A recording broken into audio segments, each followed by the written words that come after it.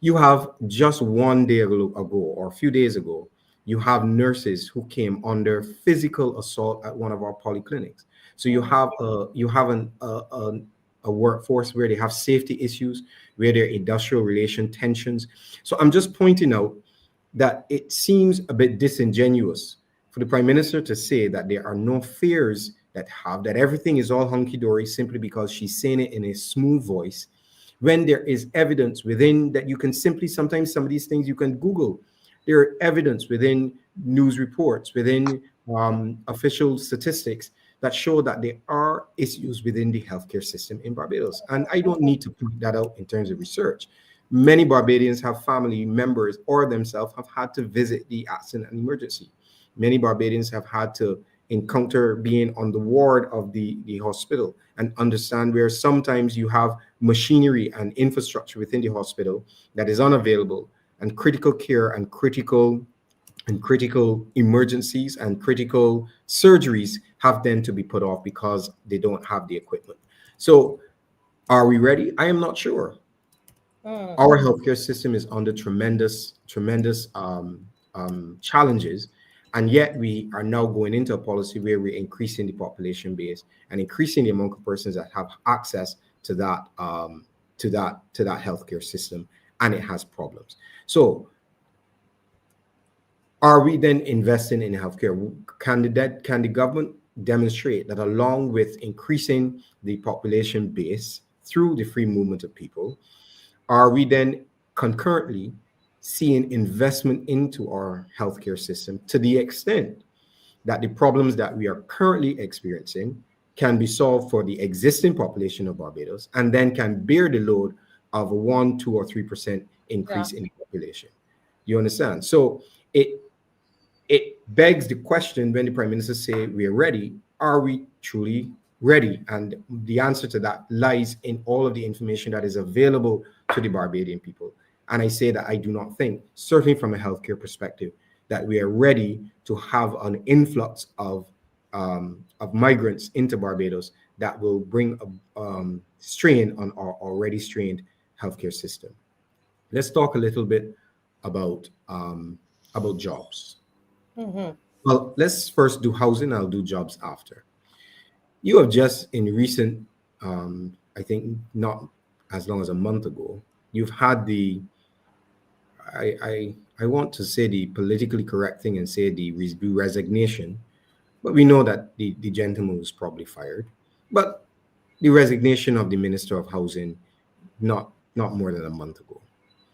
There are issues in Barbados as it relates to housing and the provision of affordable housing for our middle and low income earners in Barbados. I did some research, and you had pre-pandemic inflation on material, post-pandemic inflation on materials. I beg your pardon. So the cost of building has gone up in Barbados, roughly somewhere between 250 and $300 per square foot, which is a 15 to 18% increase since 2022. So you have that the price or the cost of building in Barbados has gone up significantly within between 2022 and now. And you have a situation where now that means that housing then is going creeping beyond the reach of some of the average Barbadians. You have a scenario where there are endless failures of housing projects within the government. The most infamous of which, I don't have to tell you, is the flagship Hope project, which Mm-hmm. has which promised 10,000 climate resilient homes Yeah. thing. And you have that failed project where many people had hope that there would have been housing for many low and income and middle income earners. And it ended up to be a complete disaster. Again, we're the government, and this is not something that I am making up. You can read it for yourself within the Auditor General's report, Mm-hmm. where you have a government that spent in excess of 60, not spent, wasted in excess of 60 million Barbados 60 million. dollars of taxpayers' money, and don't have the result to prove it. And the minister, a day or two before he was ceremoniously relieved of his duties, he then promised another 13 or so thousand houses, and now he's gone. So the housing crisis in Barbados is very real, where a lot of Barbadians are outside of the ability to own a piece of the rock. Even the National Housing Corporation that remains the core low or middle income supplier. But the stocks, the housing stock of the National Housing Corporation goes in waves and goes in ebbs and flows. And you have people that have been waiting for years to be Mm-hmm. able to receive an NHC housing. So the question then is, you have, where are all of these immigrants going to live? Do Mm. these immigrants, as they come in, do they increase the competition within the housing market? Even rents, there's pressure within rents, where a report by a local real estate company, one of the more popular real estate company, recognized an increase, 8% increase in the rental rates between 2024 and now. So Wow. there 8%. 8% increase, and you have then that the cost of building and the cost of renting is going up faster than our incomes are going up. So you have persons remaining in the low and middle income bracket, and yet you have housing prices, the cost to build and the cost to rent going up beyond the income of Barbadians.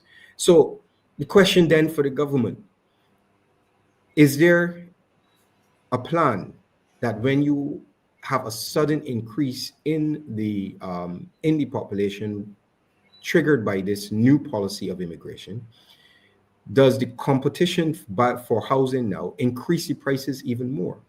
There's a case study in Portugal where they had a similar program of immigration in order to raise the tax base.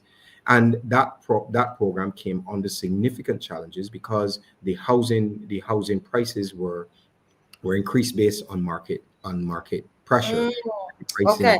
increase. So then you have now not only inflationary conditions, but then you have market conditions pushing the pricing of housing up for Right. existing population. So again, the prime minister said we needed it, but are we ready? And Mm-hmm. the prime minister claims we are ready. And my contention tonight is that you cannot simply have a policy initiative that has a goal that sounds lofty and sounds good and may even have merit without Yeah. having examined all of the extraneous or the peripheral consequences to that policy initiative. I want to go then into the labor market. Now, within recent months, the report from the central bank indicates that our unemployment rate is low or has been decreasing. But the unemployment rate itself um, is now below pre-pandemic times. Um, Mm-hmm. during during the second quarter of 2022, it was 7.7%, and now it's recorded in the first quarter of 2025 at 6.3%. So what I want to say to your viewers, however, is that low unemployment rates can coexist with part-time and short-hour jobs as well. Correct. So Correct. while there is a report of low unemployment, and you had two gentlemen on your program earlier, and you were speaking Mm-hmm. about the struggles of young people, you have I put to your viewers this evening, that there is an underemployment situation Yep. in Barbados.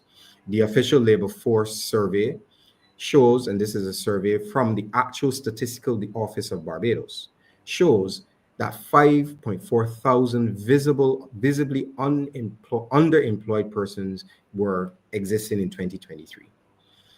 That meant that those persons were working under 40 hours a week and they were seeking more hours a week.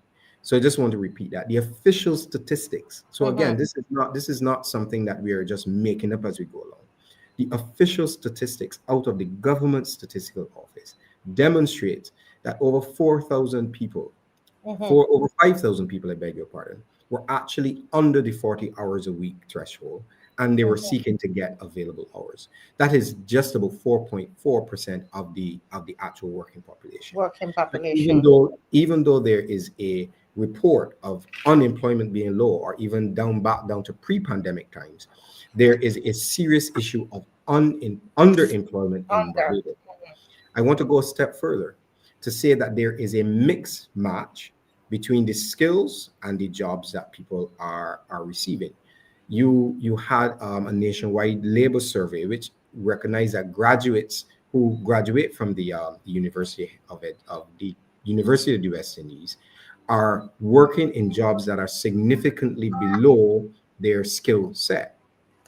So you had 27.3% of the employed persons with first degrees are in unskilled or what they determine as level two jobs, which means level two jobs are typically jobs that only require a secondary school education.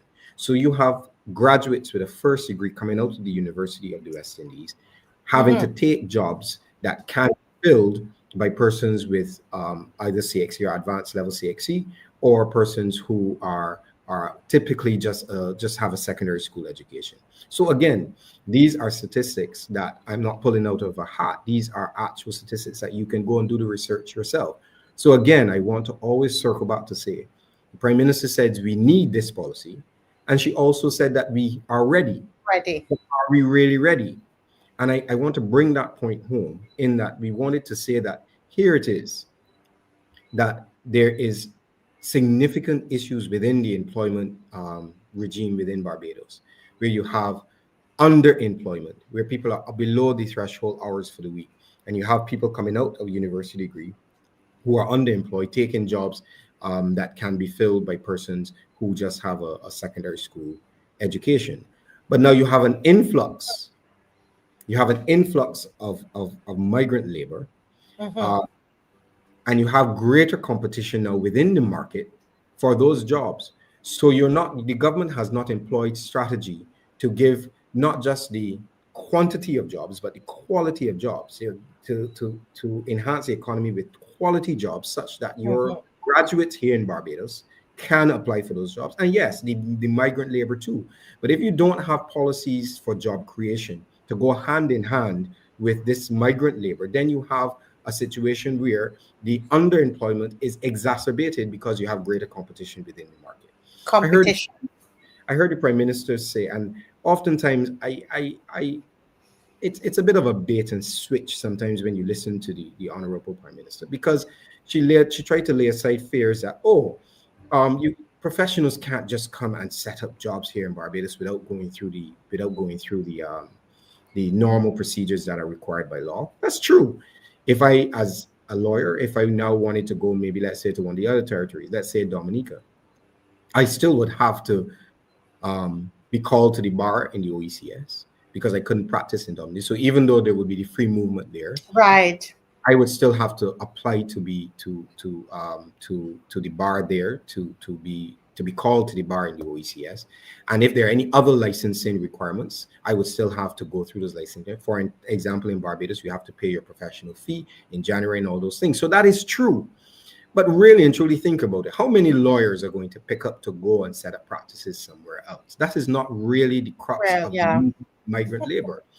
You understand what I'm saying? So it's a Yes. bit of a bait and switch. It's not really about professionals. I understand what you're saying. Correct. It's not you're not going to necessarily have your doctors and your lawyers all of a sudden picking up their practices to necessarily go. And even if some do, that will not be the majority of the movement of labor across the Caribbean. I want to also address something that the Minister of Home Affairs and the MP for Christchurch East said to in his address. They were having a branch meeting, I believe, about a week or 2 weeks ago, when asked about the same issue. And in such a scant regard, he says, well, Barbadian graduates can just go and find a job in Dominica. I thought that to be so tone deaf, where you are basically saying our policy is what it is, live with it or lump it. Correct. This sense of not realizing that those graduates and their parents voted for a government that can take care of its people. Now, I'm not being nationalistic, but the first responsibility, even though we're into CARICOM integration, is to the citizens of Barbados and to those graduates that are coming out of the university. There should be policies in place that allows them to have a choice whether they want to immigrate or not simply to tell them you can just go ahead and go to Dominica or St. Vincent. I thought it was tone deaf, where you have a sitting member of parliament who have been voted in by the Barbadian people and given such scant regard to the plight of the Barbadian people who want to live and work in their country, just giving them this kind of brushed aside that you can go and work in St. Vincent and the Grenadines or in Dominica. I think it was terribly disrespectful and terribly tone deaf. So I just wanted to highlight that the Prime Minister pointed out whether we need this policy in their estimation. Mm-hmm. And as I said, we as a Democratic Labour Party, we are not against free movement. But I do not believe, based on what I've laid out before you just now, whether we are ready. Ready. Now, I want to address another point that the Prime Minister made last night. And I want to. But just before you moved on, you touched on you talked about our readiness as it relates to housing, healthcare, jobs. But I didn't hear education, although you had mentioned it. Well, yes, education as well. And Mm-hmm. again, we know of the challenges of education reform in Barbados. Mm-hmm. Um, we've had now in the space of, I believe, just about 2 years, we've had three education ministers. And we've had different iterations of what they term education reform. And we Yes. have not seen the fruits of that. We've had all sorts of consultations, and we've not been able to get it right. Apart from that, year after year within this administration, it seems like we cannot get schools opened on time.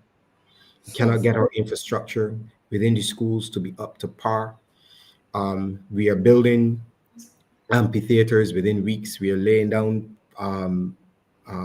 paved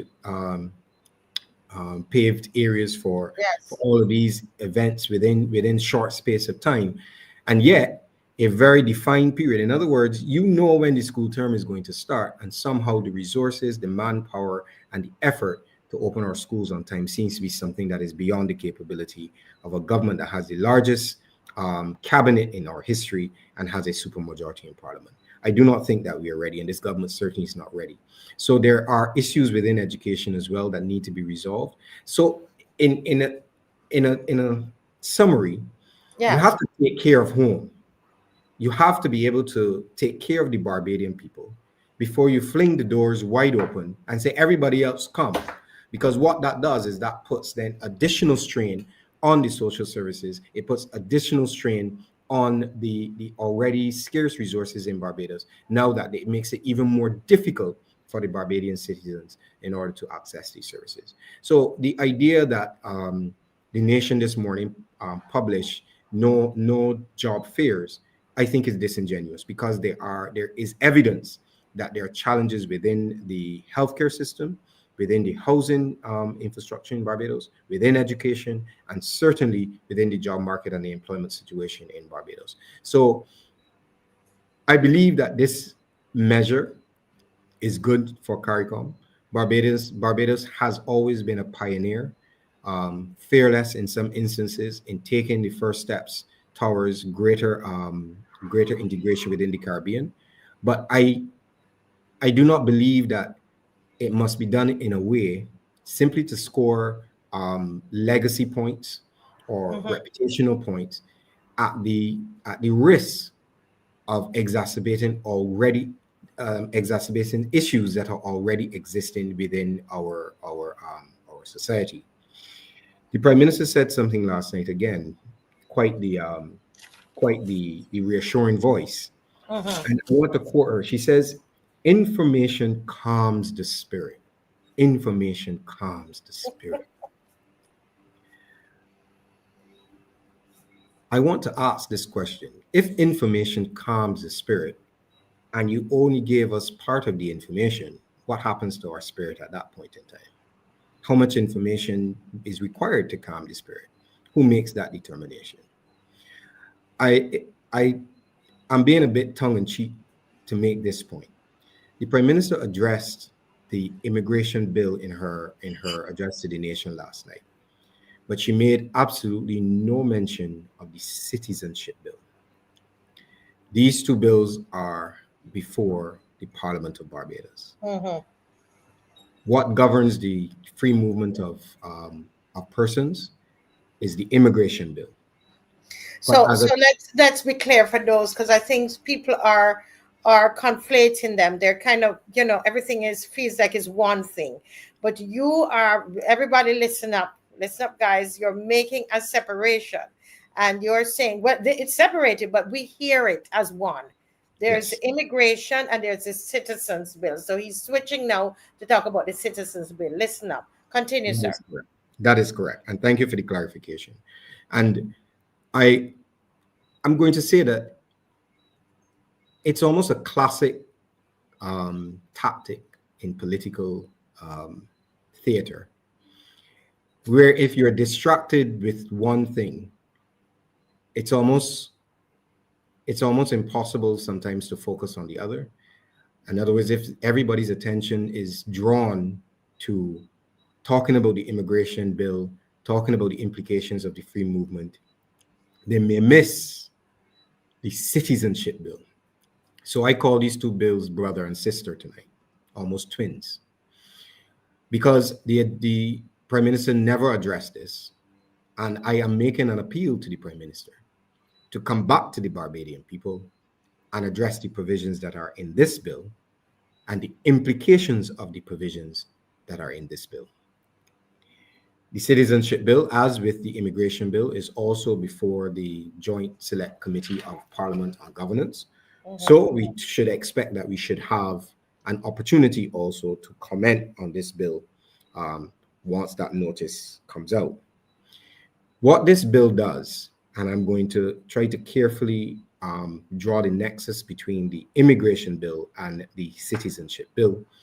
And as you pointed out earlier, Ms. Weeks, I think there is a clear responsibility for us outside even now of the, I wish the mainstream media would do it with more veracity, but in the absence of a mainstream media that is willing to go under the hood, I am happy with yourself, Ms. Weeks, with DLP TV, and on every opportunity that we get to go under the hood and let the Barbadian people know what is happening within the precincts of Parliament and the policies and the legislation that are being passed that will affect our lives. Now, as is on your screen, the Citizenship Bill repeals the current Barbados Citizenship Bill in its Mm, entirety and replaces it with this, well, the current law, I beg your pardon, not a bill, because it's the current Citizenship Act, I beg your pardon, mhm. and replaces it with this proposed bill that is now before the House of Parliament. It makes some drastic changes to the requirement to become a citizen in Barbados. Mhm. As is on your screen, I'll give your viewers or your listeners the broad strokes. Prior to on the old bill, prior to the Mhm. old bill, which is the old law, I beg your Ah, pardon, the yeah. old act that Mhm. is going to be repealed, you became you were eligible for citizenship in Barbados if you, even though you were not born in Barbados, you had a father or a mother that was born in Barbados, and that Mhm. was the extent of it. This new bill now will extend that not just to if you are the son, if your mother or father was born in Barbados, but if your grandmother was born in Barbados, or if your great grandmother was born in Barbados, that child has the right then to apply to be a citizen of Barbados. So the first significant change Okay. is that it extends the lineage, it extends the descendants from Mhm. just one descendant being that your Father. parent or Mhm. father or mother was a citizen of Barbados, and even though you Yes. were born outside of Barbados, you could apply for citizenship.